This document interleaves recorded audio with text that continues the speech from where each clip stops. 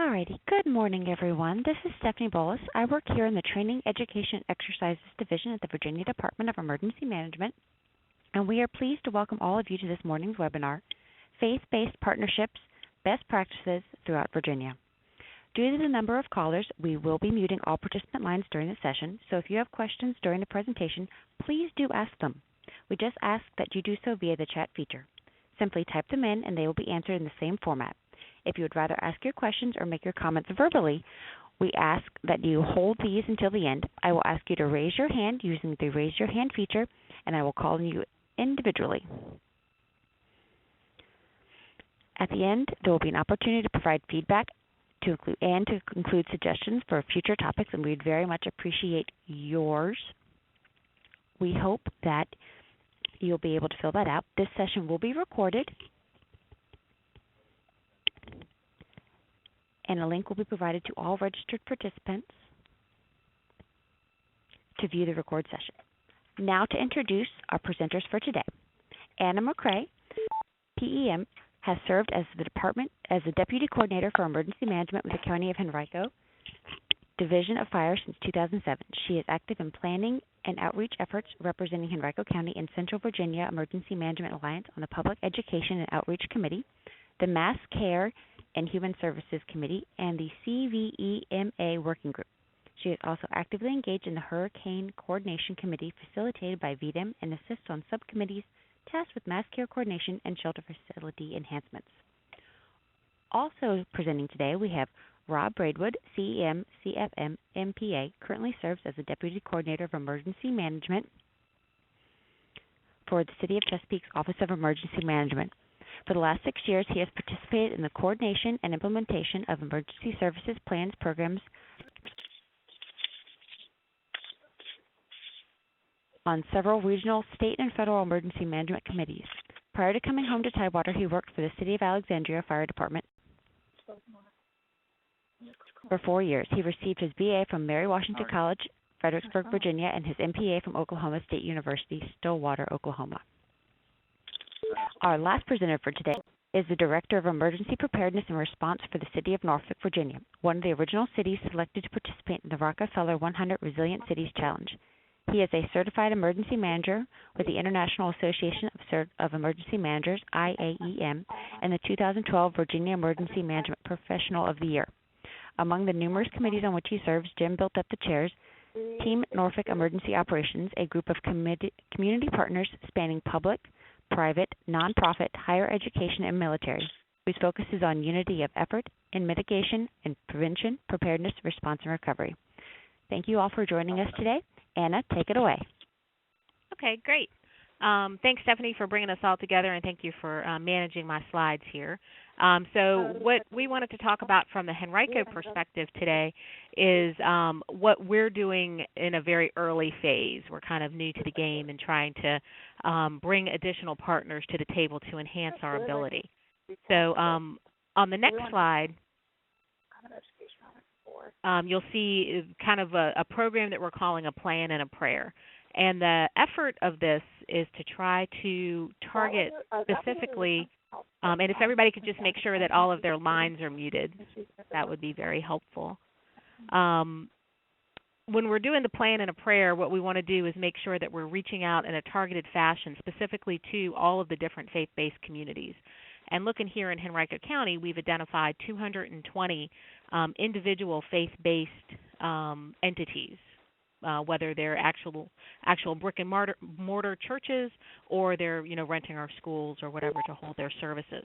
So with a plan and a prayer concept, what we're doing is holding a 2-hour facilitated discussion and spending a lot of that time going over the new FEMA guidance that just came out early this year, late last year, that really is almost like CPG 101 for the faith-based community.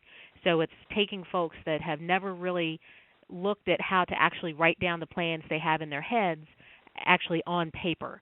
So we kind of break this up into 3 different pieces because our end goal is to be able to incorporate these folks into our mass care plans and into our volunteer and donation ESF initiatives.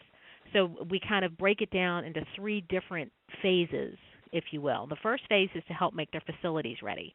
So that's where we get into this new FEMA guidance on writing basically an EOP for a church facility, no matter where the facility may be. The second step is making their congregants ready. So doing specific outreach, lining them up with resources that can come out and do talks to their different groups. Come out, during, for example, we have one church after Bible study. They'll get a public safety partner to come out and do a presentation on ... hurricane preparedness, terrorism awareness, the UCI bike race that's coming up, things like that.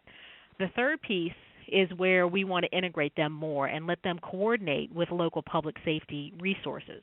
So hopefully through the first two steps, they're going to identify, hey, we do Caritas, which here in Central Virginia is offering homeless shelter options for a period of a week, and a church acts as a host for that particular vulnerable population. Hey, we do Caritas anyway. Could we potentially be a shelter? And we can line them up with the right resources so that they could do sheltering. Or, hey, we do feeding. We have we have a big kitchen. Could we use them for feeding? Hey, we have a lot of congregants. Could we use them for volunteers? So at that point, we want to engage them a little bit more and say, hey, this is how you can come back and help us. The biggest benefit of the plan and the prayer process program is to be able to let them see that other faith-based communities, other faith-based facilities have been through this process before, and to be able to look through and see how other churches have put together resources. So on the next slide, we talk about, the primary reasons that they have to have a plan. And when we go over this list with them, they're like, oh, yeah, that makes sense to sit and think about that now and talk about that now, not in the middle of an incident. And we get one of our faith-based community leaders who actually had a fire in their facility on Easter Sunday come out, and he talks on this particular slide and talks about, well, who needs to do what? Is it better to plan it now or to plan it while you're standing in the middle of the parking lot in the rain with the fire battalion while they're trying to put out the fire in your church? So being able to hear those, the lessons learned. It's the exact same stuff we as emergency managers do all the time. We just have to remember now with this particular group, we're coaching them. And this is a great opportunity for us to share our knowledge and to teach everybody kind of the basic tenets that we use as EMs when we're doing our own locality plans. It's really no different when you get down to the brass tacks of it. In fact, on the next slide, you'll see something that's straight out of the FEMA guidance that they formally published in late 2013, and we go through each of the steps because you and I know as emergency managers that writing an EOP is like eating an elephant. And how do we do that? A bite at a time. So we show them the 6 big bites that we take, and we don't write their plan for them. Instead of, for example, on step 1 where it talks about identifying your team, we'll say, we'll sit down and maybe talk with the church leadership and say, okay, well, who manages your facility? Who takes care of the air conditioner when it breaks? That's somebody you should bring to your team. Do you have a daycare that's tied to your church? That's somebody you should bring to your team. And a lot of times you see a lot of the light bulbs go off and say, oh, my gosh, we already have all this stuff in our heads. All we need to do is work through these other steps and get it on paper, and it'll help the facility a whole lot more. Another way on the next slide that we're engaging them is directly stolen from the Georgia Department of Emergency Management, their state agency down there, openly plagiarized. They developed a great preparedness partnership program, which is quite a mouthful to say because it's quite a tongue twister. But what it's designed to do is to get the facilities to not only write basically an EOP, but to stay engaged with you throughout the process of the year. So on the next slide, you can see some of the projects that we do. So project number 1 is you write your EOP, sit down with emergency management, let us go over it with you, let us help guide you through the process, and then out of the next 6 bullets that you see listed there, pick 3 of them. Make a communications plan, make a call list. They do that all the time with one of the churches we work with for snow days if they need to cancel daycare. They have a phone list that they use, and they were like, oh my gosh, I didn't think about carrying that over, if we had to cancel Sunday services or if we had another big event going on. But we get them to pick any of the 3 of the 6 bullet points there, which lets us as public safety officials come back in and do an evacuation drill with the First Due Engine Company. We get them to participate in the statewide tornado drill and the Great Shakeout. We get to come back and talk to the monthly group of widows that get together about financial preparedness and how not to be taken in by scammers. If they do 3 of these 6 each year, we give them a little plaque and a little certificate that says they are Henrico County Preparedness Partners.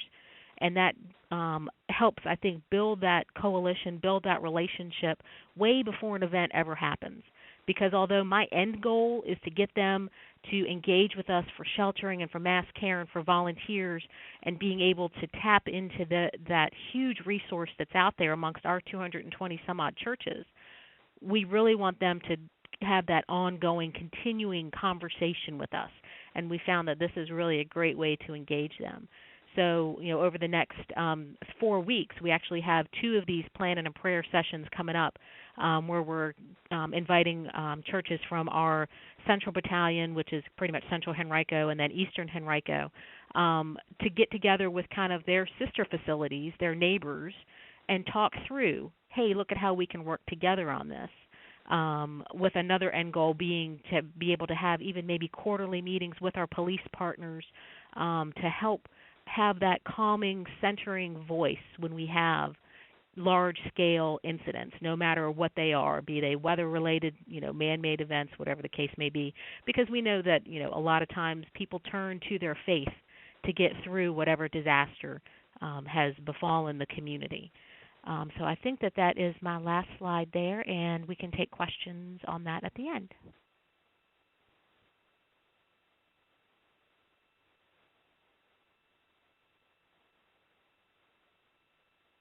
Rob, you're up. Okay. Can you hear me? Yep. All right. So my presentation is not as, well, I'll just say that in comparison to Anna's program, mine is not as comprehensive.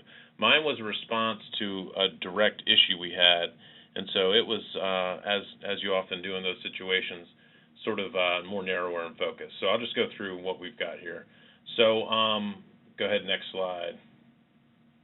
And this is what I was referring to. So in the EOC during Irene, we received a report of a shelter that was open in a church that wasn't part of our sheltering program. In the city of Chesapeake, sheltering is usually done through our schools. And so after post-incident, during our after action, we reached out to that church and kind of tried to understand why they did that, why they'd open a shelter without sort of the EOC's involvement or the city's involvement. And we learned from the pastor that they had been certified by the American Red Cross to be a shelter, so they just thought they'd open. And so we had some discussions, and this particular church wasn't really familiar with how the EOC worked, but they were familiar with the Hampton Roads VOAD group, and so there was just a little bit of confusion on how we could maybe maximize our relationships and some opportunities there. So. And then at the same time, we had a number of different churches being pinged for different services. So whether it's going to be for them to open as a pod site, feeding sites, we had homeless sheltering that was going on in the winters, and we just had lots of churches being engaged, and none of it was being done in a coordinated fashion. It was all very ad hoc by different departments and things like that. And so there was just, like the slide says, lots of help, but there was lots to coordinate. And so that's really where our program really sourced out of. All right, so next slide. So this is just a continuation. So as I was saying, we're really herding the cats, but how do we need to do it?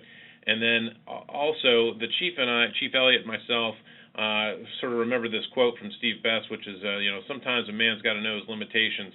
These churches and the church owners, the pastors, are very, I don't know the way to say it, but they're very touchy-feely. They're involved with human services, and they're very, they hug a lot and stuff like that. And it's like we're very task-oriented, and type A personalities. And so we early on realized that when we were trying to work with them, that maybe we weren't the best suited to that. And so at the exact same time that we're trying to get a handle on this, one of a truly dynamic city employee retired. Her name was Cookie Palacios. She was the director of human services here for a long time. She'd already worked with a lot of the pastors. She was really good with them. She interacted with them a lot better than us. And so we thought, man, this is serendipity. So let's hire her. Let's bring her on as a part-timer and see if she can get some of these cats herded. She also was a veteran EOC member, so that helped us a lot too. So we didn't really have to translate a lot to her on what we wanted to do. We just said, hey, Cookie, this is what we want to do. Go out and get these guys organized, and this is what we think we want to do with them. And she was on board. So next slide. So the way we went about it is we hired the program manager, Cookie Palacios. We formed a plan of action, and that was to determine the program area. So we had a lot of different people going a lot of different directions. We wanted to sort of cull that back and say, all right, this is what the 5 core mission areas where they're going to help, that we think they want to help. There was some back and forth on that. Then the big thing for the churches was the liability and legal protections. They wanted to know if we as a city were going to use them, are they going to be protected? Like, let's say something happens in one of these churches, what's their protection? So we went through our city attorney's office and we drafted up several different liability coverage forms for them that they all felt comfortable with and signed. And so we wanted to invite them then to select kind of their program area, train them for that area, and then the big thing, this is something that me and the chief would have missed, is recognize them for their work. And kind of Anna spoke to that about giving plaques out and things like that. That goes a long way, and that's something I would have never really thought of. But Cookie hit right away was, hey, we need to recognize them for their effort. And then what we did was to operationalize it, like all good emergency managers. We put it in GIS, in our EOC, and then rinse and repeat annually. So we do this training, touch base with them every year, make sure that the contact information is still good to go, because a lot of these things could happen, after hours. So it's, and the outreach isn't only to the pastor, but oftentimes it's the operational guy there at the church. So whether it's a janitor or an actual operations guy, maintenance guy, those are people that we get contact information for as well. So on the next slide. So the 5 program areas, this is kind of where we, sorted out, was points of distribution, so pods, dispensing water and things like that. We've got signed MOUs with these churches to be, geographically organized throughout our different areas. City of Chesapeake is a very large city, 350 square miles, so we kind of organized them as much as we could geographically so that we could at least open up 3 or 4 pods in each geographical location in the city. So points of distribution is the first program area. Sheltering is the second program area. They went through the certification by American Red Cross, helped them kind of understand how they fit into that NIM system a little bit, how we don't want them to self-deploy if they can stop that, if they can prevent that. We want to engage with them, but do it in a coordinated way if possible. The next step is refuge as a last resort. Obviously, Chesapeake and Hampton Roads is a big hurricane evacuation area. We receive all the evacuations from North Carolina through our city, and we predict that getting folks off the roads into a safe shelter or a refuge when the winds come from a hurricane is going to be a huge issue. So we were looking for the churches to kind of collaborate with us on that, and we used some modeling that we had done through the Regional Catastrophic Planning Team grant program, where there's these buffer zones within evacuation routes. So there's a standoff of 1,000 feet and then 2,000-foot buffer zone. And what we did was GIS locate what churches were in that zone and went out and pinged them to be refuges of last resort. Family reception centers.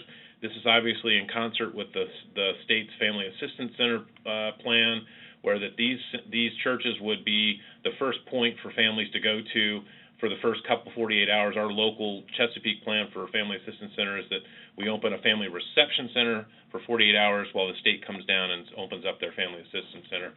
This was the easiest program to sell to the churches because that's something that they're in the business of, is grieving and things like that. So they had a lot of people already trained for this kind of stuff, so that was a real good fit for them.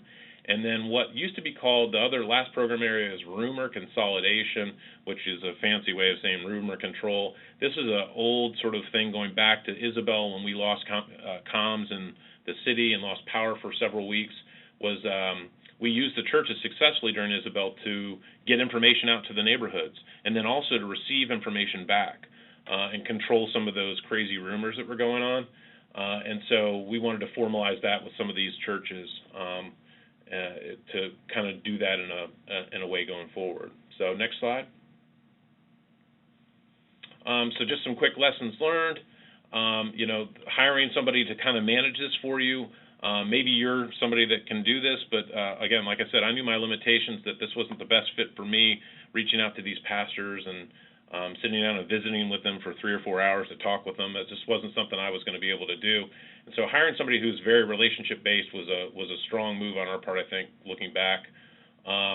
Understanding that the faith-based community motivation is to help, so they just want to help. They just need a very, very small little push in the right direction, and they'll go there for you. And just formalizing that kind of direction is something that they are A-okay with. They just want to help. We hear that so many times. We just want to help. And they have so much in the way of resources. It's truly astounding. We have a lot of churches, just like Anna sort of referenced in Henrico. They have a ton of churches too, or faith-based community sites, and they have some of them have incredible financial resources and physical resources, like at their buses and things like that. But they have a lot of people, and we all know during emergencies and disasters, people is really what drives everything. And having those people those force multiplier people is really something that we found value in as a city. So I'll take questions, I think, at the end. Nice cat, by the way, Stephanie. Jim, you ready? Yes, ma'am. All right, go ahead. All right. Well, if you can go to the slide with the federal response to Hurricane Katrina. I can't see it if you're there. You're there. You're on it. Awesome. Thank you. So I guess a lot of the research that we had done, and going back to kind of what Robb and Anna had said earlier, is if you ain't cheating, you ain't trying. So there's a program that we saw in the federal response to Hurricane Katrina, Lessons Learned, where they mentioned specifically a program called Operation Brother's Keeper. That's something that I was interested in working on in previous employment when I was in Virginia Beach, just understanding the vast amount of research, resources, talents, and expertise that the faith community brings, albeit through their primary missions or the folks within their congregation. So, I mean, what a huge untapped resource for so long. And like Robb said, we've seen churches that have communication trailers, for crying out loud, and unless they're tapped into the response efforts, the incident command structure that we've developed, then those things are going untapped, and so we're certainly a lot better off by building those relationships now, and inventorying what resources those are, and who we can bring to the table, and how we can work together during an actual incident. If you go on to the next slide, you could kind of see the presence of the faith community. We have a strong faith community here in Norfolk. And so when you look at where our main shelters are and where all the houses of worship are in a Cat 2 zone or higher, it just makes perfect sense. If we're truly a resilient community and we're truly looking from within, this is how we do it. And so, based on the governor's review of hurricane preparedness and evacuation and the recent JLARC study, the Joint Legislative Audit Review Commission study on preparedness in Virginia, I mean, it's no secret that evacuation is going to be a significant challenge for Norfolk and our region out here. And I mean, we see what evacuation is like every day. So one of the things that we look to do is, rather than putting folks continuously on that road, because realistic expectations on our end, our planning assumptions are that it's going to be a parking lot leading to HRBT. Folks aren't necessarily going to follow the timeline we present to them. Once they experience the oh crap factor of we kind of need to get out of here, it's going to be too late. So certainly we have plans that, our Smart Traffic Center folks with Public Works will work with VDOT Smart Traffic Center folks who will then be in coordination with the state police and local law enforcement to reroute folks to refuges of last resort, like Robb said. And a lot of those will be houses of worship, or even they will serve as shelters in a particular phase of evacuation that we employ. So again, when you see the number of shelters that we have in schools and rec centers versus the numbers of houses of worship, then we could significantly increase our sheltering capacity. And not only that, the sheltering staff.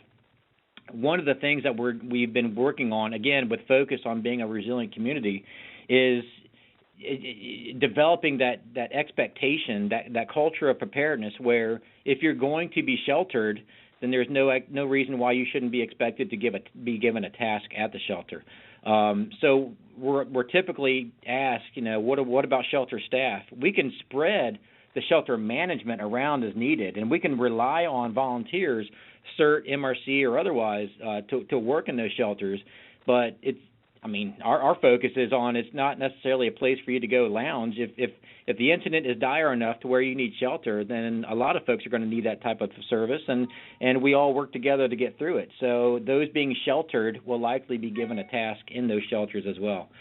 But yeah, working with the houses of worship to serve as shelters is something else. And Robb, I don't think mentioned, and I owe him a big thanks and his city attorney staff, because when we had the discussion with our houses of worship about serving as shelters, the first question they asked was immunity. Are they immune to legal action and liability?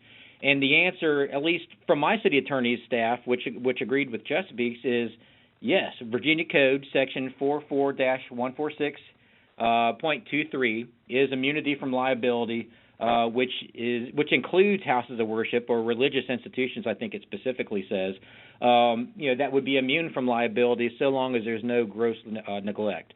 So that's a plus. That will bring a lot of folks. That's really the barrier for houses of worship who might be interested but worried that they'll get sued in the future. So that's a plus for us, and that was great news to share with our folks. To go with what Anna was saying, it is certainly a two-way partnership. So during the review process, and we're working on our evacuation plans, I essentially went to Dr. Kirk Houston, who was not only the chair of our school board at the time, but a faith leader in our community, fantastic guy. And I just, I was introduced to him by James Rogers. He's our director of neighborhood development, and he attends Gethsemane Fellowship, where Dr. Houston pastors. And so through that introduction, I told Dr. Houston just humbly, as an emergency manager, we need help. We just don't have the resources it takes to respond effectively to an evacuation scenario or several others. And the Team Norfolk concept that we developed here, which is inclusive of public, private, not-for-profit, higher education, and military, houses of worship definitely need to be part of that formula. So explaining to him, look, evacuation is just as we just talked about. We need help with the capacity. And he got on board quickly and got some other houses of worship on board. And, again, to Anna's point, it's a two-way partnership in that we're not just asking for help. We want to help you as well. So offering planning assistance, helping them, provide them with templates, sit down with them and work through those different, those different areas that need to be filled out and really customize it for that locality, that church, putting a preparedness packet together, showing them with our GIS folks where their houses of worship are in different flood zones, different vulnerable areas as it pertains to, maybe chemical facilities as required through the Emergency Preparedness Community Right to Know Act. All that stuff. So they understand, their vulnerabilities. They understand the hazards for which we plan. They understand how they're connected to Team Norfolk and during an actual response. We offer them training. We offer them exercises and a seat in the Emergency Operations Center. So it is someone from the houses of worship in our EOC that's communicating to the other houses of worship. And that's an important point to us is we're not driving this. We proposed the idea. We are supporting it in every way possible. They know we're there, and they will never wait for information. We'll attend all the meetings, but this is the houses of worship. Dr. Houston is the chair of this group now. And because of that, I think there's a lot more involvement in the faith community because it's not just another government initiative that may or may not go away and this and that. We planted the seed, but they're driving with it. So, Stephanie, if you can go to the next one. So we take the idea from New Orleans. We call it Operation Brothers Keeper here, but you can see some of the houses of worship that are listed there and where they are in Norfolk, and we're continually building on that to try to get them all throughout. And to go to the point that Robb made, sheltering and sheltering staff support is something that we need and they can provide. Mass feeding, either during a disaster or maybe it's not even a disaster of significant proportions, but a localized where the first responders and some folks that might be involved in a house fire or an apartment fire can get mass feeding over in that particular area. Resource distribution, that's a location where we can have pods, points of distribution where we can pass out water, tarps, even meds on the public health side, prophylaxis, and get folks through those dispensing sites. Messaging to congregants. And again, a huge thing to us is trust. And, I won't always say, a lot of times government isn't trusted with information, but if we're actually working with the houses of worship and their leadership way before the incident, and we build up that trust, and then even during an incident, when the EOC and the faith leader that might be in the EOC at that time is communicating to the houses of worship, and we're sharing our web EOC with the houses of worship, and we're sending out blast messages to those houses of worship. What a force multiplier that is to get the word out to all those congregants.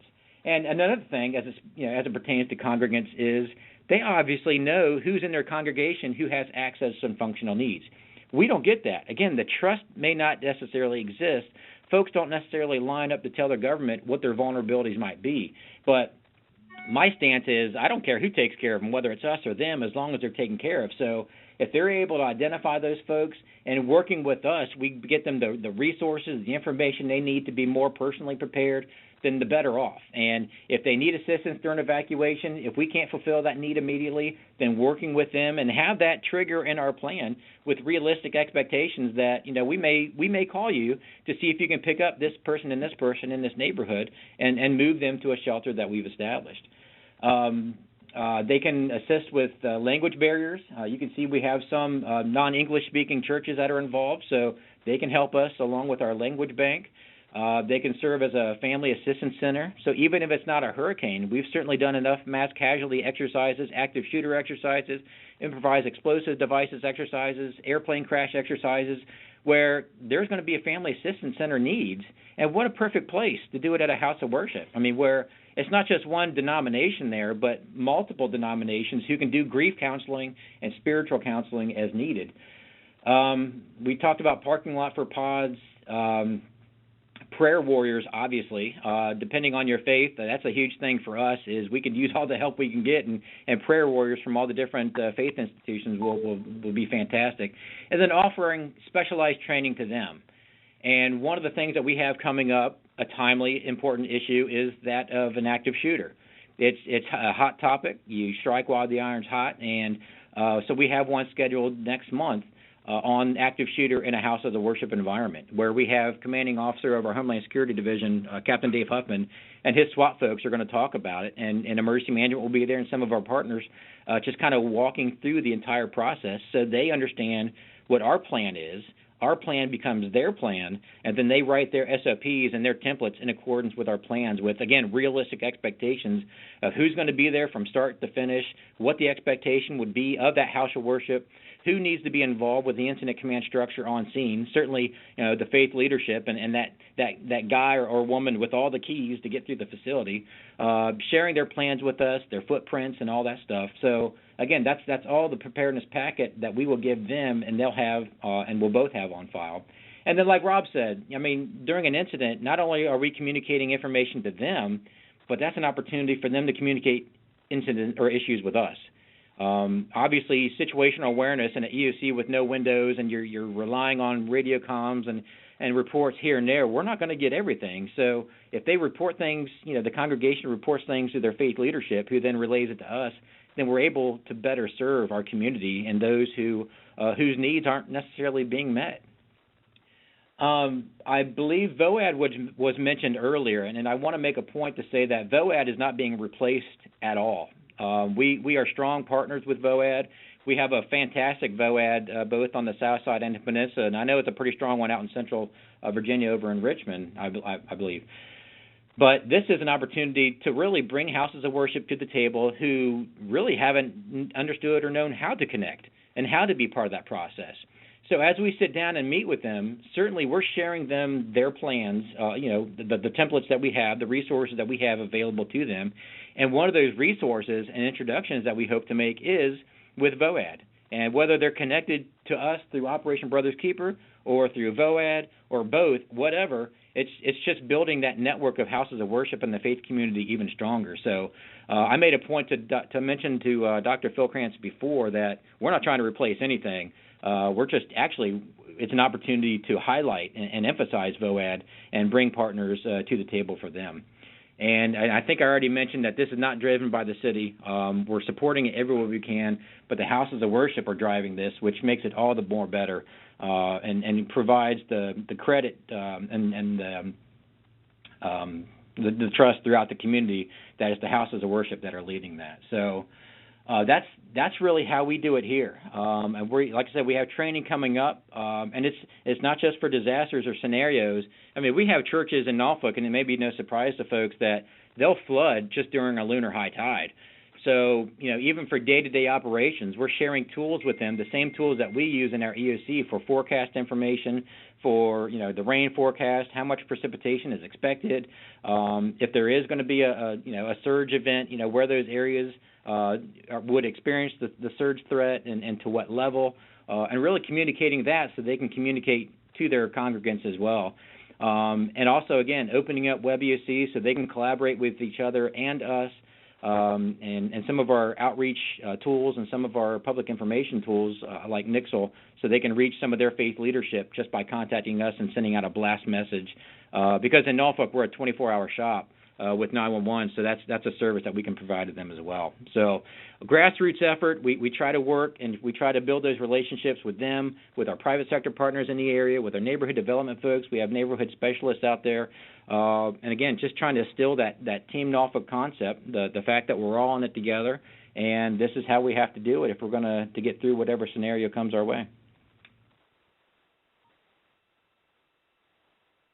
Stephanie, that's all I have. All righty. All right, everyone. I have a question from Dana. Hold on one second. I'm going to unmute the lines because I'm not sure which line she is. So hold on one second, guys. Bear with me. Hey, did I unmute myself? I think so. You're good. Yeah, okay.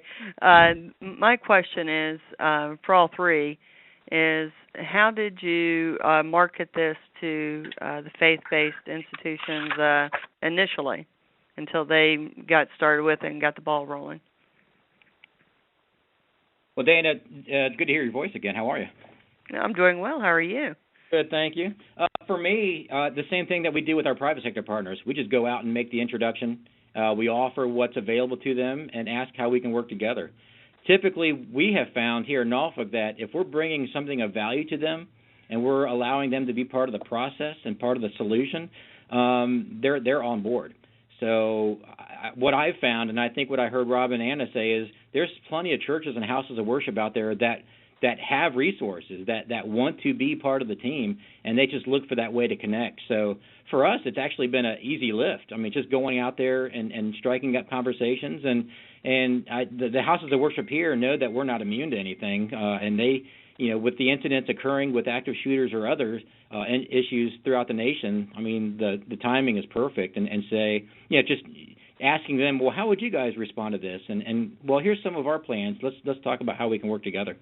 Yeah, we're already doing a lot of the active threat exercises at various churches here in Newport News. We've just not made any kind of an official relationship. And so I want to get specific when you say, we're just going out there and talking with them. Who is going out there? I mean, I noticed Robb said that they hired somebody part-time, and as you know, most of us have very small staffs. So who in your office is going out to them? Did you hire another position, or do you have a volunteer? No, we didn't hire anyone, and we haven't put any money towards this. It was me as emergency management, along with someone from our GIS department, someone from Human Services, someone from Neighborhood Development, and we also partnered with Operation Blessing and the Red Cross. And we went there together as a team and asked them essentially to be part of the team. So having everyone there, we were really able to talk about some of the resources from the different departments and actually show them how we work together, how Team Norfolk works, and the command structure that we develop, and explain to them that there's a seat at the table for them to come. And so that's what they really wanted. So we didn't put any money towards it. time is money, obviously, and that's what we put is we scheduled a meeting with Dr. Houston first, listened to his guidance, and took it from there. Hey, Now, Dana. can you remind me who Dr. Houston is? Sure. Dr. Houston is the pastor of Gethsemane Fellowship on Brambleton. Oh, okay. So you He's just also found a champion basically to help you to strategize that. Okay. You're exactly right. Yeah, that's the important thing is getting that champion. Right. Okay. Rob, go ahead. Rob? Yeah, Dana. So we did it. We took a little different approach than Jim. We sent out a mass mailing. Through GIS, we found out where all the churches were, faith-based sites, whatever they call them. And I don't know. We had something like 300, and I don't know what it was. I mean, we had a huge number, and it just was unrealistic for us to go, to each of them. So what we did was we sent a round of 2 letters. So one kind of introducing the program, and then the second one kind of, once that flag was up, their antenna was up, we sent another one saying, hey, come to this workshop training kind of / thing. And so we held in city council chambers this enormous kind of workshop one day where they all came in, and if they were interested, obviously, came in, and that's where we kind of did our presentations and engagement and signed them up, basically. So that's kind of the approach we took. So instead of going individually, we just kind of, and you can hear the 2 different approaches from Jim and myself, is that we kind of made them come to us versus Jim going to them. So a little different approach. Just got to figure out what works best for your community. Right. Okay. And here in Henrico, we kind of do a mix of what both Jim and Rob do. So we, for our Plan and a Prayer program, we did a mass mailing, and I used it was maybe $150 from our EMPG money just to do little postcards to say, hey, we're doing this. And then partnered with other county agencies that were already going out and talking to the churches. So, for example, police have been going out in the midst or in the wake of Baltimore because they want to engage that particular faith-based community, because in Baltimore that was what settled things. That's what got people to kind of take a breath and come together just momentarily to reorient themselves, to clean up the community and bring the community back together. So we go as an active supporter of police's initiative to integrate and to work with the faith-based community. So when I go to those, I just sit in the back with a bunch of my little postcards and a bunch of flyers and, working with them to develop what's going to be a faith-based coalition where we're going to get together once a month or once every 2 months. We haven't figured out yet how often that's going to be, and have different topics where we talk to church leadership about this is a topic of the day. We're getting ready for winter preparedness. Here's some information about fraud and, post-disaster recovery stuff. This is what you might be eligible for with small business loans or, whatever the topic that they want to learn about is. And like you said, it's really finding a champion to go out with us. So I not only go with my emergency planner because, we're a shop of 2 now. We go and beat on doors and leave flyers and leave business cards, and it goes along with all the other multitude of meetings we all have to go to, but it's a priority. And we've made that a priority here in the county, along with doing outreach to the specific functional and access need populations into the hospitals. And, it's another priority that we have to make it work when an incident happens. And then we use the heck out of social media, post as much stuff on Facebook and on Twitter as we can. And again, leverage what's already out there. So Richmond, being what it is the home to a lot of the central offices, for lack of a better term. For example, being Catholic, I know that the Catholic Diocese headquarters for the entire Commonwealth is right across the street from our public safety building. So I can go over to them and say, hey, can you send this out to all of the Catholic churches in Henrico? So they're not only getting it from me directly as the fire department emergency management representative, but then they're also getting it from the top dog, from the bishop, saying, hey, you guys should go check this out. So that's also very useful. So it's really finding out who those core coordination groups amongst the different religions are. Right. They exist across all of them. We've got a strong Islamic group here that they send this information out, and the imams come and they want to sit and talk with us. And that's one piece that is beneficial in knowing and going in is that my emergency planner will go and address that population, because it means more coming from a male than a female. So when we have those meetings, I as a female will go talk to the female representation with those with those churches, and he goes and talks to the male representation, and that's just being respectful of the cultural differences. So it's important not to kind of bulldog your way into it, and and to respect the different cultural integration pieces, and they're much more open to that. And we've gotten lots of good feedback about, we're hearing the same information from both of y'all. This is a great way to integrate it, and it's worked really well. Great. Yeah, speaking of finances, maybe we could pass around a collection plate. Come to think of it. There you go. We had another question from the crowd. Have any of you, this is for all three, have any of you reviewed the Ready Church program from the Southern Baptist Convention Disaster Relief Organization? And if so, what are your thoughts? This is Jim, and yes, and I think it's excellent. And the Southern Baptists have that program, and I know there are some others from other denominations I have in a folder. But I think it's fantastic. And I think it's another just example to all of the different denominations that somebody has already been here. It's like Jim said, if you're not cheating, you're not trying. So somebody's already written an EOP. So take a look at, what their response plans are. Look at all the stuff that they do to help support the community. What do we have available in our church of 150 congregants that could do that on a smaller scale, that could maybe just help a neighborhood or help the fire department if we have a large apartment fire, or the police department if we have an active shooter situation in a school. So it's really just modeling good behavior and modeling other best practices and letting them talk amongst each other, because it's like both Jim and Rob said, it's the churches that are really running this. We're just there to kind of be facilitators and collaborators.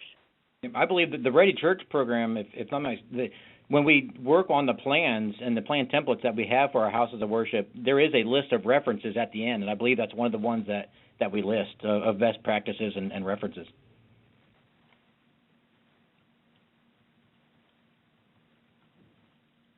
Anybody else have any other questions?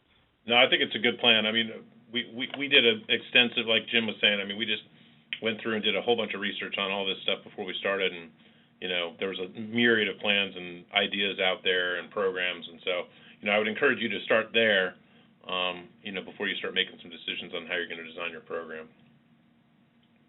And definitely make sure that you leverage, your other county agencies that already have integration with this. Chances are your social services already has relationships established with churches to help with emergent short-term housing, because somebody has gotten, we've shut down a hotel and they need to find housing, or they're involved in Caritas or whatever. So definitely leverage what's already existing. Don't recreate the wheel. Don't feel like you're having to write a whole new emergency plan for something. All the resources are out there. All of your county or city agencies are probably already engaged with the churches to some point. Use that as your jumping off point. Anna, can you explain what did you say, Caritas, or what was that you were saying? Caritas. It's a group of churches here in the Central Virginia region that work with one of the homeless coordination centers in the city of Richmond. And they basically host homeless groups for a week. Gotcha. Okay. So that's an excellent point. So we have that same thing, and also we're looking at the churches that also serve as polling precincts. So again, a list may already exist of those houses of worship that are civic-minded and may be interested in going that extra step to serve in this type of capacity. Hey, also a follow-up, Stephanie. I remember this happening at the beginning, and I don't know if the others have experienced this yet or not, but we had some documents that we were giving out, and I can't remember. We had some document from the Mennonites, for example, and we had some documents from the Lutherans and like this Ready Church thing is a Baptist thing, and there was a little bit of church rivalry that kind of went on. Like, oh, I'm not going to read that. That's from the Baptist. You know what I mean?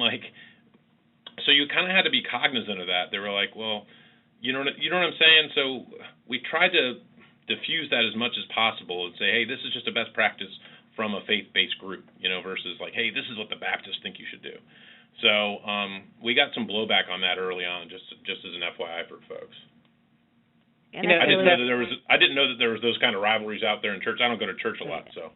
That's definitely one of the things that we found, just like you did, Rob, early on, is we have to make sure that we Henricoize everything.